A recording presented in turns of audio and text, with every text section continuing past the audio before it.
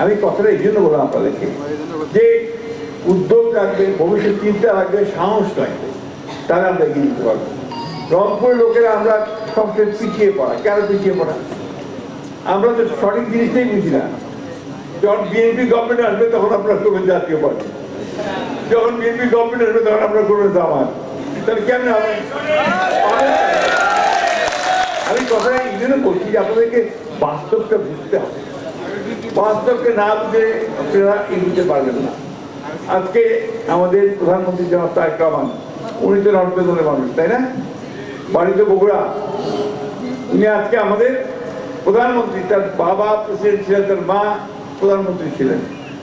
তিনি এই এলাকার জন্য কাজ করতে চান, এই তাকে আমাদের নেতাদেরকে দায়িত্ব দিয়েছেন। এখন এই নেতাদের দায়িত্ব হবে তাদেরকে হেক্টিক কাজ করে রংপুরের জন্য, রংপুর বিভাগের জন্য উন্নয়ন বিষয়গুলোকে সামনে নিয়ে আসা, তাই না? আমি পরপর দুইবার কেন আসলাম, আমি প্রোগ্রামটা কেন আসলাম? একটা হচ্ছে যে পুষ্পিক যেহেতু আমার খুব প্রিয়, সে বড়দের সাথে আমি ওদের চিন্তাম না, আমি রাজি হয়ে গেলাম। আরেকটা কারণ হচ্ছে যে এই জিনিসগুলোকে আপনাকে সহযোগিতা করতে হবে, তার পায়েদের পাশে দাঁড়াতে হবে, এই মানুষগুলোকে অনুপ্রেরণা দিতে হবে যাতে করে তারা আরো বেশি করে এই কাজগুলো করতে পারে। আর আপনাদের এখানে রংপুরের আসা মানেই আপনি আমার এলাকায় আসা, তাই না? এই জন্যই আমি বলছি যে আপনাদেরকে নিজেদের পায়ে নিজেরা দাঁড়াতে হবে এবং সেই দাঁড়ানোর চেষ্টা করতে হবে। আমি আমাদের এই ভাইদেরকে যারা আজকে এখানে এসছেন, একটা ছোট্ট চায়ের ঘর তারা দুস্থ মানুষগুলোকে দান করছে, 25 জনকে দিচ্ছেন। 25 জনকে দেওয়ার মনে হতে পারে খুব ছোট, কিন্তু একটা বিশাল ব্যাপার। আমি যাদেরকে দেখলাম তাদের জন্য একটা গেম চেঞ্জার হতে পারে, তারা তাদের জীবনকে বদলে দিতে পারে এটা দিয়ে। এই কাজটা তারা শুরু করেছে। এই জন্যই এখানে আসা, যে আজকে আসুন আমরা সবাই চেষ্টা করি ছোট্ট ছোট্ট জিনিস থেকে বড় কিছুকে সামনের দিকে যাওয়ার জন্য। এটা আমরা করতে চাই না, এটা আমাদেরকে করতে হবে, ভালোভাবে করতে হবে। আজকে আমাদের দেশে একটা বিশাল পরিবর্তন হয়েছে। প্রায় 15-16 বছরের একটা ভয়াবহ একটা একদলীয় শাসন ব্যবস্থাই বলি, ফ্যাসিজম বলি, স্বৈরাচার বলি, যাই বলি না কেন, অত্যাচার নির্যাতনের পরে একটা সুযোগ সৃষ্টি হয়েছে, একটা দম ফেলার সুযোগ হয়েছে। এখন তো আর শামুদেরকে, সাইফুলদেরকে অন্য বাড়ি থেকে শুয়ে থাকতে হয় না, অথবা আপনার পালিয়ে থাকতে হয় না, তাই না? সারা দেশের মানুষ কিন্তু এখানে 60 লক্ষ মানুষের মধ্যে মিথ্যা মামলা ছিল শহরে, 60 লক্ষ। এবং আমার এখানে প্রায় 20,000 মানুষকে হত্যা করা হয়েছিল, 1700-এর উপর বেশি মানুষকে গুম করে দেওয়া হয়েছিল। আর জুলাইয়ের 24 যে জুলাই যেটাকে বলি আমরা, সেই জুলাইয়ের মধ্যে তো প্রায় 4,000 ছাত্র, শিশু, নারীকে হত্যা করা হয়েছে। এই একটা ভয়াবহ ঘটনার পরে একটা সুযোগ সৃষ্টি হয়েছে। সেই সুযোগটা হচ্ছে দেশটাকে আবার গড়ে তুলবার। এই কাজটা শুরু করেছেন আমাদের মাননীয় প্রধানমন্ত্রী জনাব তারেক রহমান, যিনি নিজে দীর্ঘদিন নির্বাসিত অবস্থায় ছিলেন। এখান থেকে তাকে শারীরিকভাবে অত্যাচার নির্যাতন করে বিদেশে পাঠিয়ে দেওয়া হয়েছিল। উনি আজকে দেশে ফিরে এসেছেন। দেশে ফিরে একটা অত্যন্ত অবাধ, সুষ্ঠু, নিরপেক্ষ নির্বাচনের মধ্য দিয়ে বিএনপিকে তিনি রাষ্ট্র পরিচালনার দায়িত্ব নিয়ে এসেছেন, পার্লামেন্টে নিয়ে এসেছেন এবং সেই পার্লামেন্টে তিনি প্রধানমন্ত্রীর দায়িত্ব নিয়েছেন। যেদিন তিনি প্রথম বাংলাদেশে পা রাখেন সেদিন তিনি কোনো রাজনীতির কথা বলেন নাই। তিনি প্রথমে বলেছেন সবচেয়ে বড় রাজনীতি যেটা, যে আই হ্যাভ এ প্ল্যান, আমার একটা পরিকল্পনা আছে দেশকে বদলে দেওয়ার, দেশের মানুষের অর্থনৈতিক অবস্থার পরিবর্তন করবার। এই যে মানুষগুলো দেখলেন তাদের একটু হ্যাভ নট, তাদেরকে একটু আশা জাগিয়ে তাদেরকে সামনের দিকে এগিয়ে নিয়ে যাওয়া, এই কাজটা তিনি শুরু করেছেন। এবং আপনারা দেখেছেন যে তখন যিনি যে কমিটমেন্টগুলো করেছিলেন, যে প্রতিশ্রুতিগুলোকে দিয়েছিলেন নির্বাচনের পূর্বে, সেই প্রতিশ্রুতি একটা একটা করে সমস্তগুলো তিনি পালন করছেন। তিনি ফ্যামিলি কার্ড করেছেন, ফ্যামিলি কার্ড দেওয়া শুরু হয়েছে। তিনি কৃষক কার্ড করেছেন, কৃষক কার্ড দেওয়া শুরু হয়ে গেছে। তিনি বলেছিলেন যে সমস্ত কৃষক ঋণগ্রস্ত 10,000 টাকা পর্যন্ত কৃষি ঋণ সুদসহ মওকুফ করা হবে, সেটা সম্পূর্ণ মাফ করা হয়ে গেছে। তিনি খাল খনন কর্মসূচি শুরু করেছেন, খাল কেটে সেচের জন্য পানি আনার ব্যবস্থা করা শুরু করেছেন। তিনি মসজিদের ইমাম, মন্দিরের পুরোহিত, বৌদ্ধ ধর্মের আপনার যারা পুরোহিত আছেন, চার্চের ফাদার, তাদেরকে আপনার একটা সম্মানী ভাতা দেওয়ার ব্যবস্থা করেছেন। যারা খেলোয়াড়, প্রাক্তন খেলোয়াড়, তাদের সব যুক্ত ভাতা দেওয়ার ব্যবস্থা করেছেন। এই যে এবারে সাধারণ মানুষের জন্য কাজ করা, এই কাজটা তিনি শুরু করেছেন। আরেকটা কথা বলেছেন যে তিনি এই রংপুর বিভাগ উত্তরাঞ্চলে তিনি কৃষিভিত্তিক শিল্প গড়ে তুলতে চান, যার ফলে কি হবে যে আমার কর্মসংস্থানের সিস্টেমে কাজ পাবো, বেকার থাকবো না। আপনাদের একটা সুখের খবর দিই, এই যে মধ্যপাড়া বড় পুকুরি আছে না, যেখানে কয়লার খনি আছে, পাথরের খনি আছে, এটা বন্ধ হয়ে গিয়েছিল, এটাকে আবার চালু করার ব্যবস্থা করা হয়েছে। এই জিনিসগুলো আমাদেরকে বুঝতে হবে, সেখানে অনেক কর্মসংস্থান সৃষ্টি হবে। আমরা আপনাদের এই রংপুর এলাকার ভিতরে এলাকাতে কৃষিতে যেন ভালোভাবে আপনারা কাজ করতে পারেন, কৃষি সমস্ত বিভিন্ন কাজগুলো করার কাজ শুরু হয়েছে। আমাদের একটা বিরোধী দল আছে, এই বিরোধী দল দুর্ভাগ্যক্রমে তারা আবার আগের মতোই ভূমিকা পালন করতে শুরু করেছে, এবং হাসিনা যে ভাষায় কথা বলতো এরা ওই ভাষায় কথা বলছে। করতে দিব না, চলতে দিব না, শেষ করতে দিব না, হ্যাঁ এইসব বলতে শুরু করেছে না। ধান শেষ করতে দিব না, পারবে না। আরে বাবা, হয়েছে তো মাত্র 4 মাস 5 মাস। এই 4 মাস 5 মাসে তো অনেক পরিবর্তন হয়ে গেছে, বহু পরিবর্তন।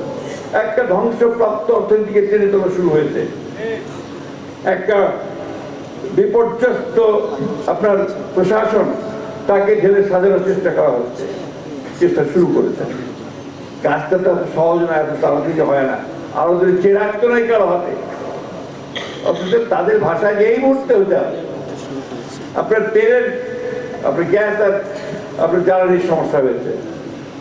আওয়ামী লীগ 15 বছরে একটাও তেলে আপনার গ্যাস বা তেলের খনি আবিষ্কার করার চেষ্টাও করে নাই, এক্সপ্লোরেশন হয় নাই।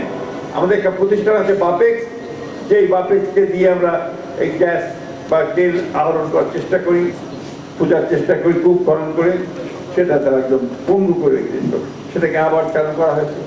বিদেশের প্রতিষ্ঠানগুলোকে আমাদের এখানে গ্যাস খনন করবার জন্য টেন্ডার করা হয়েছে, সেবার আপনার এই যে তেল আর গ্যাস, এটা বিদেশ থেকে আনতে হয় জাহাজে করে, এবং সেটাকে বিলিয়ন বিলিয়ন ডলার খরচ হয়। এই যুদ্ধ, ইরান এবং আপনার যুক্তরাষ্ট্রের যে যুদ্ধ, আমেরিকার যুদ্ধে, এই যুদ্ধের ফলে আমাদের প্রায় $4 বিলিয়ন ক্ষতি হয়ে গেছে, বেশি পেমেন্ট করতে হবে।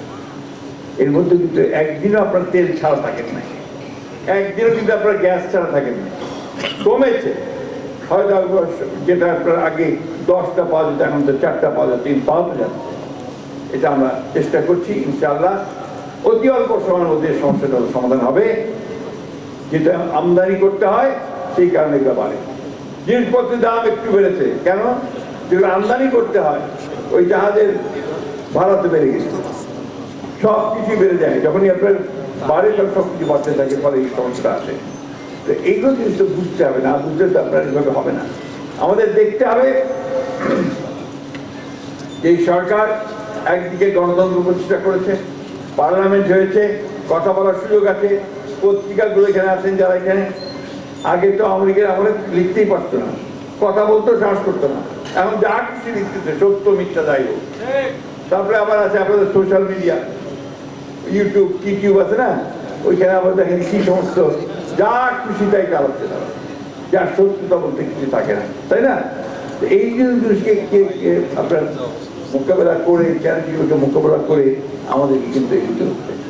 আমরা আল্লাহ তাআলার কাছে আমরা ওয়াদা করছি যে আমরা আমাদের যথাসাধ্য আমরা চেষ্টা করব দেশের উন্নয়নের জন্য, এটা আমরা প্রতিজ্ঞা করেছি। জনগণের কাছে আমরা নিজেরাবদ্ধ যে আমরা জনগণের কাছে দেওয়া প্রতিশ্রুতিগুলো আমরা পালন করবার চেষ্টা করি। আজকে এই ছোট্ট একটা অনুষ্ঠান, এর ব্যাপকতা বিশাল, এটা নিয়ে আমরা মানুষের মধ্যে থেকে ছড়িয়ে দিতে পারি। আপনার যে কথা আমাদের উন্নয়ন কর্তৃপক্ষের চেয়ারম্যান সাহেব বলছেন, হাসপাতাল, আপনার রংপুর তো হাসপাতালের শহর। রংপুরে আমরা ঠাকুরগাঁ থেকে রোগী পাঠাই রংপুর, ঠিক কিনা? অসংখ্য হাসপাতাল এখানে, বেসরকারি খাতে বিভিন্নভাবে। নতুন করে হাসপাতাল করতে হলে সেখানে ফিজিবিলিটি দেখতে হবে, সেখানে বিনিয়োগকারী কে আসছে দেখতে হবে, একটু বাস্তবতা দেখতে হবে।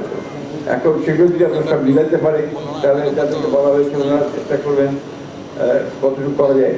নীলফামারীতে চীনের সৌজন্যে চীন করছে একটা 1000 বেডের কাজ কথা হচ্ছে নীলফামারীতে, এটা চীন সরকার করে দিচ্ছে।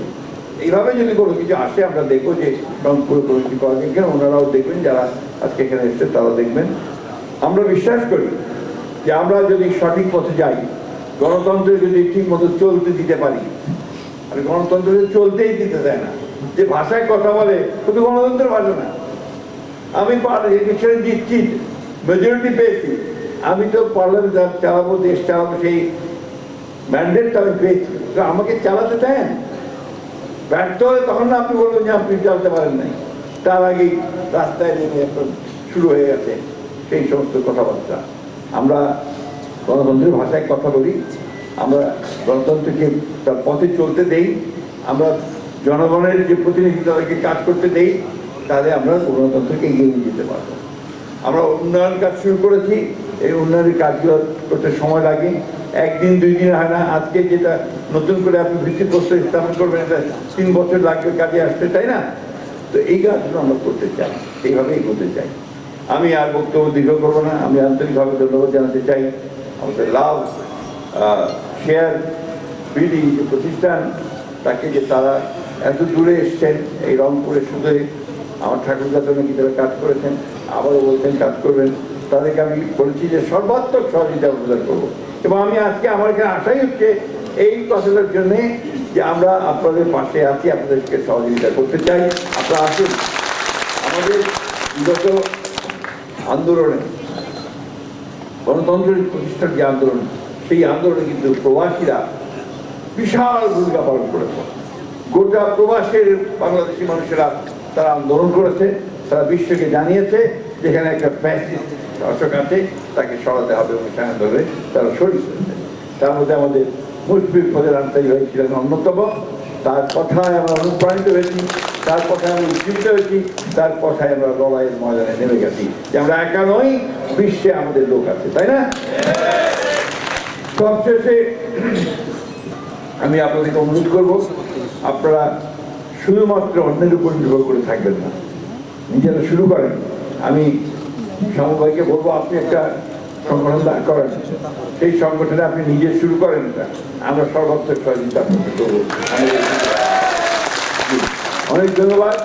আসসালামু আলাইকুম। আজকে এখানে আমাকে কথা বলার চেষ্টা অশেষ ধন্যবাদ। বাংলাদেশ জিন্দাবাদ, লাভ শেয়ার বিডি জিন্দাবাদ।